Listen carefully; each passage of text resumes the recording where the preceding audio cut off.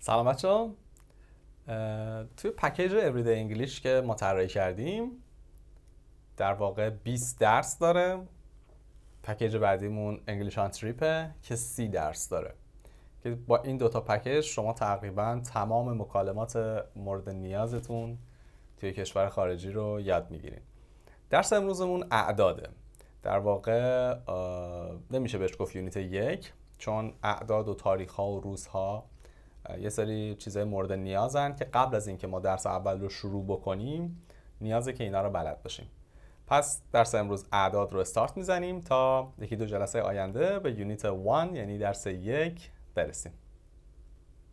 بریم روی اسکرین که درس رو شروع کنیم، دوباره برمیگردیم. درس اول Everyday English رو با اعداد شروع میکنیم، numbers. مطمئنا اکثرتون بلدین ولی خب برای درس 1 دوره‌ای بشه بد نیست. عدد اول که 0 یعنی 0 در بعضی مواقع او هم خونده میشه، مخصوصا برای شماره تلفن گفتن. برای مثال میخوایم بگین 0912 میتونین بگین 0912 یا میتونین بگین 0912. خب همونطور که میدونین 1 میشه 1، 11 میشه 11، 2 میشه 2، 12 میشه 12. در 1 و 2 فقط ما یه استثناء داریم برای 11 و 12 که 1 میشه 11 و 2 میشه 12. از 3 به بعد تقریبا خیلی ساده تره. به چه صورت؟ 12 میشه 12، 20 میشه 20، 3 میشه 3، به 13 فقط یه تین اضافه میشه 13 و سی یه تی وای که دی تلفظ میشه اضافه میشه 30. 4 میشه 4، یه تین بهش اضافه کنین 14 میشه 14، یه تی وای یا دی تلفظ میشه اضافه کنین میشه 40 یا 40. 5 به همین صورت تین اضافه کنین میشه 15، تی وای اضافه کنین میشه 50. 6 به همین صورت میشه 6، 16 میشه 16، 60 میشه 60. 7 میشه 7، 17 17، 70 70. 8 میشه 8، 18 18، 80.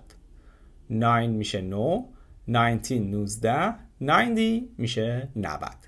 10 هم که میشه 10، 100 میشه 100. 1000 میشه 1000. میلیون همون میلیونه. بیلیون میشه میلیارد. تریلیون که ما در فارسی زیاد استفاده نمی کنیم و نداریم ولی همون تریلیونه. کوادریلیون که یه عدد بالاتر از تریلیونه که این هم ما در فارسی نداریم. خب حالا اگر میخوایم بگیم برای مثال 21، خب 20 که میشه 20، یک هم که میشد 1 میشه 21. یا میخوایم بگیم مثلا 31، 30 میشه 30، یک که میشد 1 میشه 31. یا 32 به همین صورت، 30 میشه 30، اون 2 رو میذاریم کنارش میشه 32. برای مثلا 70 میشه 70، 71 میشه 71، 72 72، 73 73 و الی آخر. حالا عدد بعدی خورده بزرگتر بشه 100 میشد 100، 200 میشه 200. در واقع مثل 200 چیزی که هموطنای افغانمون استفاده میکنن، به 200 میگن 200. 200 میشه 200، 300 میشه 300 و الی آخر. 400 500 و الی آخر. 1000 هم به همین صورته. 1000 میشه 1000 یا 1000 1000، 2000 3000 4000 و الی آخر. میلیون هم به همین صورت. یه سری اعداد داریم به اسم اعداد ترتیبی، مثل اول، دوم، سوم، چهارم، پنجم.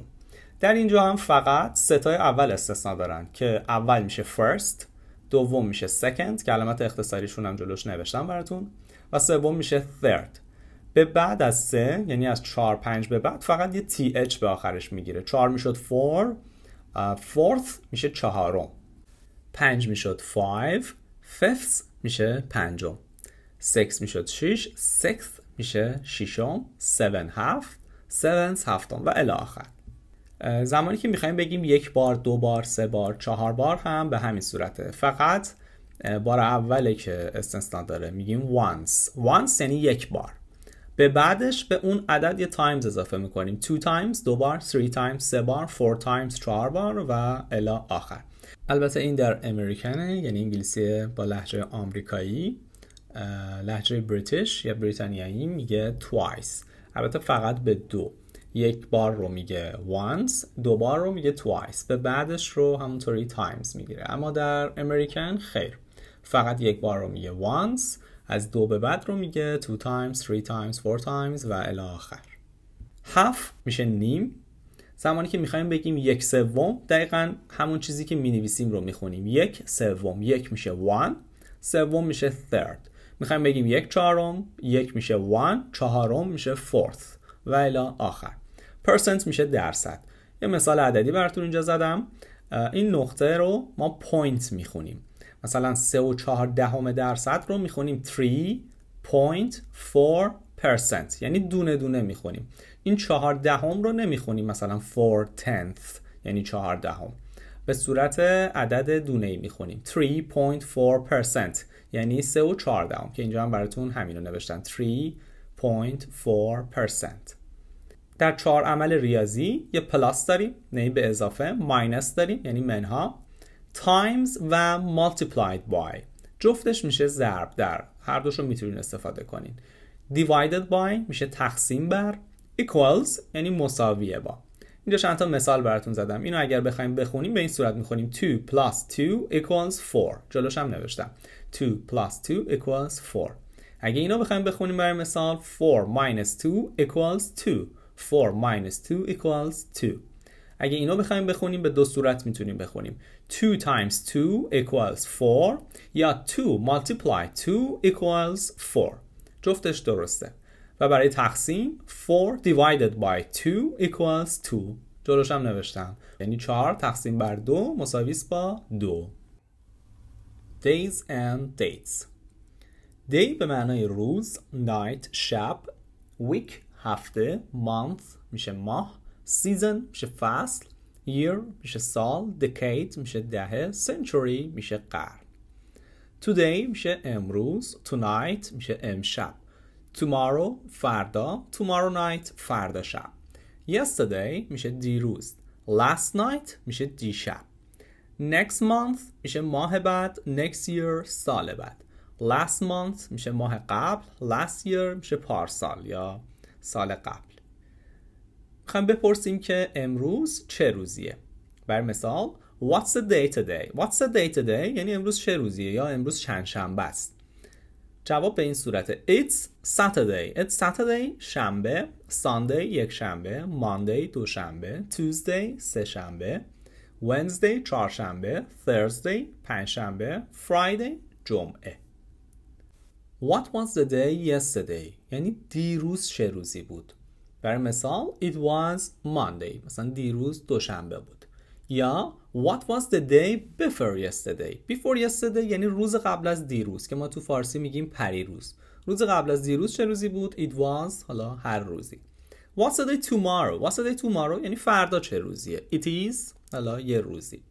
What's the day after tomorrow؟ After tomorrow یعنی روز بعد از فردا که ما تو فارسی میگیم پس فردا. What's the day after tomorrow یعنی پس فردا چه روزیه. Date. What's the date today؟ امروز چه تاریخیه؟ تاریخ رو به این صورت می نویسیم یا می خونیم. برای مثال It's January 1st 2023.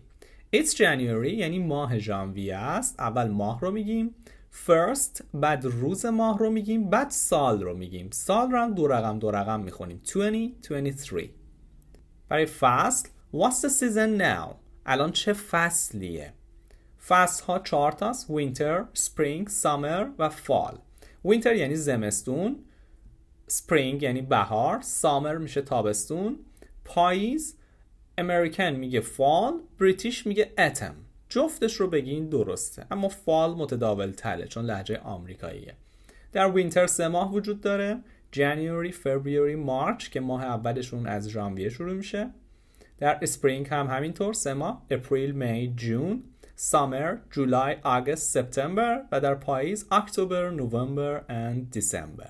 حالا میخوایم بپرسیم بعد از فصل مثلا تابستون چه فصلی میاد. بعد به این صورت بپرسیم What season come after؟ مثلا تابستون میشه What season come after summer که جواب میشه It is fall یعنی بعد از تابستون پاییز میاد. یا برای مثال What season come after winter؟ It comes spring یعنی بعد از زمستون بهار. خب در ابتدا به این دایلاگ گوش بدین. What's the weather like today? It's really cold and freezing. What's the temperature outside? I think it's -5. Did you get wet? Yeah, everywhere's wet. خب از این به بعد شرایط به این صورته که ما یه دونه دایلاگ داریم. شما اول هر درس اون دایلاگ رو گوش میدین، بعد میریم روی اسکرین درس اون دایلاگ رو به طور کامل با سوال جوابایی که اونجا شده و سوال جوابای اضافه تر که احتمال میدیم که این سوال جوابا هم پیش بیاد در اون موقعیت ها یاد میگیریم. خب بریم روی اسکرین که درس رو شروع کنیم، دوباره برمیگردیم. درس امروز آب و هواست. weather به معنی آب و هواست و climate اونم به معنی آب و هوا یا شرایط جویه. What's the weather forecast یعنی پیش بینی. What's the weather forecast یعنی پیش بینی هوا به چه صورته یا هوا چطوریه. What's the weather like today یعنی هوا امروز چه شکلیه، هوا امروز چطوریه. یا how's the weather today با what's the weather like today به یه معناست، یعنی امروز هوا چطوریه. برای مثال It's really cold یعنی واقعا سرده. Let's stay inside بیا داخل بمونیم، بیا تو خونه بمونیم. یا It's sunny یعنی آفتابیه. It's raining یعنی بارونیه. Drizzling یعنی نم بارون. Cloudy یعنی ابریه. Windy یعنی بادیه. Mild یعنی ملایمه. Foggy یعنی مه‌آلوده. Chilly یعنی سوزناکه، خیلی سرده. Snowy یعنی برفیه. Snowing هم میگن، چه برفی. Showering یعنی شرشر بارون داره میاد. Pleasant یعنی مطبوعه. Hot یعنی گرمه، داغ، سوزانه.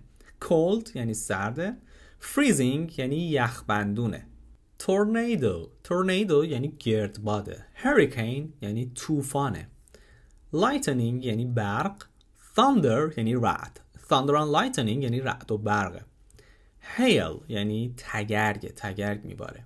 یه اصطلاح هم داریم واسه زمانی که بارون شدید و خیلی تند میاد و شاید برای 5 دقیقه 10 دقیقه است و سریع قطع میشه. آمریکایی‌ها میگن It's raining cats and dogs یعنی از آسمون داره سگ و گربه میباره. اما نباید ترجمه لغویش کنیم، در واقع باید اینو معادل فارسی بگیریم. معادل فارسیش میشه بارون شدید اومدن، بارون خیلی تند داره میاد. Temperature میشه دما. What's the temperature outside یعنی دمای بیرون چند درجه است. برای مثال It's -5 یعنی -5 درجه. Everywhere is wet یعنی همه جا خیسه. Did you get wet آیا تو خیس شدی؟ Isn't it cold یا isn't it hot میخوای بپرسی که سرد نیست یا سردت نیست یا گرمت نیست، به این صورته. Isn't it cold یعنی سرد نیست. Isn't it hot یعنی گرم نیست. What a lovely day یعنی چه روز عاشقانه ای. What a nice day یعنی چه روز خوبی. What an awful day یعنی چه روز مزخرفی. Sky میشه آسمون. Moon میشه ماه. Sun خورشید. Star میشه ستاره. Earth میشه زمین و Galaxy میشه کهکشان.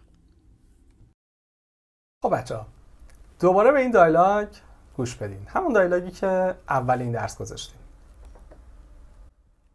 What's the weather like today? It's really cold and freezing. What's the temperature outside? I think it's -5. Did you get wet? Yeah, everywhere's wet. خب الان کاملا متوجه شدین نه؟ Hope you enjoy it. Stay tuned for my next episode. Bye bye.